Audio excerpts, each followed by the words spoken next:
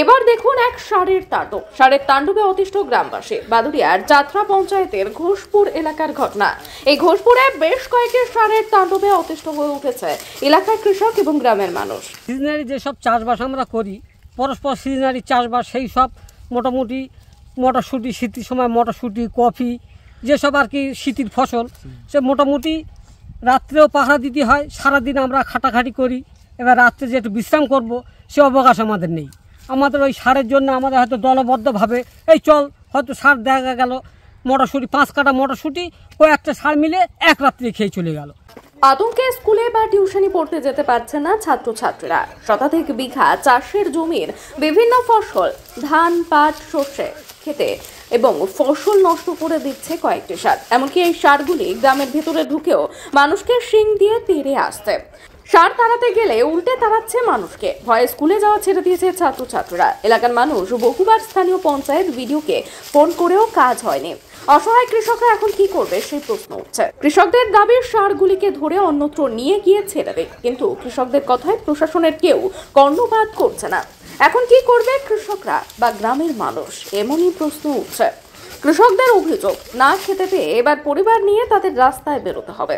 এখানে 150 চাষি আছে, প্রায় 150 বিঘা মতন জমি আছে আমাদের এখানে, কিন্তু কয়েকটা ষাঁড় মিলে মানে প্রতিনিয়ত খেয়ে যাচ্ছে। আমরা সারা দিন রাত পাহারা দিচ্ছি, কিন্তু তার মধ্যে দিয়ে যখন আমরা ঘুমোতে যাচ্ছি ঠিক সেই সময় এসে হয়তো ষাঁড় খেয়ে গেল।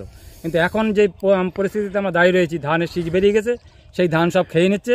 যাতে গোড়া দেখা যাচ্ছে, গাছ দেখা যাচ্ছে, কিন্তু সেই ধানে আর ধান হওয়ার কোনো সম্ভাবনা নেই।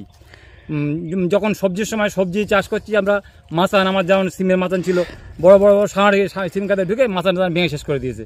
সেই সময় চলে গেছে মটরশুঁটির সময় মটরশুঁটি খেয়ে ক্ষতি করছে, ওলের সময় ওল গাছ খেয়ে ভেঙে চলে ক্ষতি করছে। একের পর এক সারা বছরই ক্ষতি করতেই আছে, এবং আমরা এইভাবে এমন অসহায় মধ্যে দিয়ে জীবনযাপন করছি যাতে আমাদের এখন বউ ছেলে মেয়ে নিয়ে নিশ্চয়ই রাস্তায় বেরোতে হবে খাদ্যের সন্ধানে, যে আমরা ফসল করে খাওয়ার ক্ষমতা আমাদের আর থাকছে না।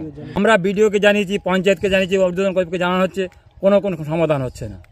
তাণ্ডব মানে কি? ব্যাপক তাণ্ডব, যে মানে ভয়াবহ আকার নিচ্ছে। মানে যে 76-এ মন্বন্তরে মানুষ না খেয়ে মরছে, কিন্তু আমরা এখন এই আধুনিক যুগে এসে কি আমরা না খেয়ে মরবো, এখন পরিস্থিতি এসে যাচ্ছে। রহমান বিশ্বাস। এই এলাকার কৃষকদের দীর্ঘদিন ধরে তাদের ফসলের উপর একটা তাণ্ডব চলছে। আপনিও এসেছিলেন, নিশ্চিতভাবে জানেন যে 16 অক্টোবর থেকে প্রায় 2 মাস আমাদের এই যাত্রা পঞ্চায়েতের বিস্তীর্ণ এলাকা জলমগ্ন ছিল। ফলে চাষিদের যা ফসল ছিল সবটাই প্রায় ক্ষতিগ্রস্ত হয়, এবং তারপর তারা বহু কষ্ট করে আবার ফসলের চাষ শুরু করলে এখানে কয়েকটি ষাঁড় কোথা থেকে এসে হঠাৎ করে সেই ফসলের উপর তাণ্ডব শুরু করলো। ওনারা বিভিন্নভাবে বিভিন্ন দপ্তরকে জানিয়েছেন, এবং আমরাও ওনাদেরকে সহযোগিতা করেছি। আমি নিজে বিডিও সাহেবের কাছে আবেদন করেছি, বিডিও সাহেব ঊর্ধ্বতন বিভিন্ন ডিপার্টমেন্টকে জানিয়েছেন, কিন্তু কোনো ডিপার্টমেন্ট থেকে আজ পর্যন্ত এই সমস্যার সমাধান হয়নি। এবং আপনি নিশ্চিতভাবে দেখতে পাচ্ছেন যে এই যে বিভিন্ন যে ফসল এখন ধান ফলে গেছে, সেই অবস্থায় কীভাবে মাঠের পর মাঠ খেয়ে নষ্ট করেছে, এবং এর ফলে চাষিরা চরম সমস্যার মধ্যে আছে।